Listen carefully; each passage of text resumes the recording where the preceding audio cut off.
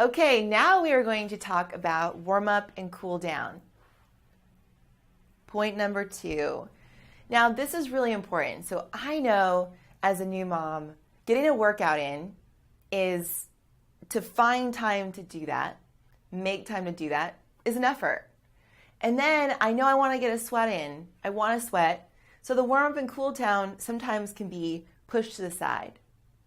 But I have learned though, and it helps being a physical therapist to know, like, I know better. I know better than to not give myself a good warm up or cool down. So I need to walk my talk too. Here's the benefits of a warm up and cool down. So many moms complain of back pain, so mid back pain from carrying their kids, low back pain, neck pain, things in the spine, right? From holding kids, bending over and looking at these short midgets. Like, yeah, I get it. I'm really tall and my kid's tall for his age, but short compared to me. So there's this constant needing to pick someone up, right? Holding, sitting and breastfeeding, which doesn't put your body in the most optimal positions for these long periods of time. But here's the thing about the warm up and cool down. The warm up and cool down is essential for keeping that body kind of like your joints and soft tissue lubricated, would be a great way to describe it. Motion is lotion. But we want to not think about movements necessarily in these pieces, but we want to think about tissue and tissue care. So with a warm up, if you think you have like an hour of time, right? You have an hour to work out. And if you only have a half hour, you can just crunch this down a little bit. But if you have an hour to work out, you want to think about that first 10 to 15 minutes being your warm-up time. And then the last 15 minutes, 10, 15 minutes being your cool-down time. So that interim, so you've got 15 minutes on the front end, 15 minutes on the back end, that's 30 minutes.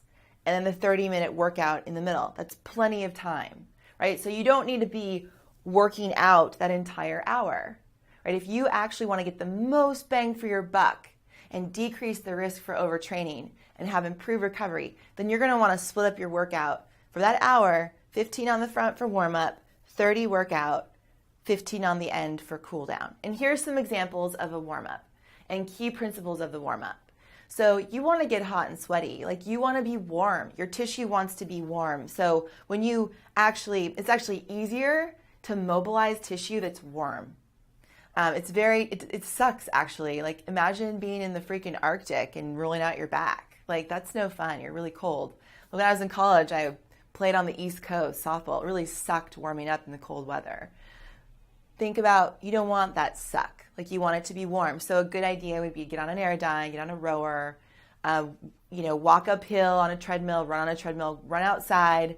Just warm up your tissue, not for very long. Maybe it's 400 meters or do a 500 meter row. Or a 15-calorie Aerodyne, something like that. So to get yourself hot and sweaty. And then whatever the workout you've designed that day or wherever you feel your hot spots are, even better.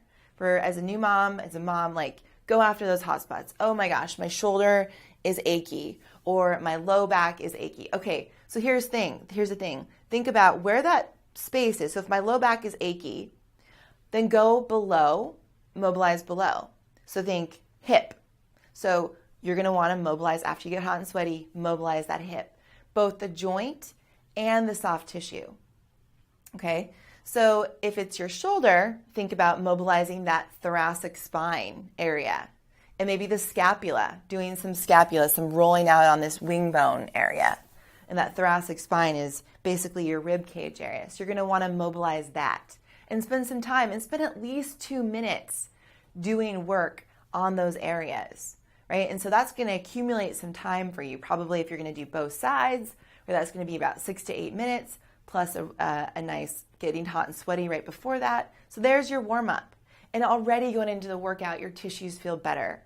Right? It's no fun when you start working out and you feel like you're like moving through mud or crap. Right? You want to feel smooth. So then you go through your workout and think about when you work out, think of a progression, right?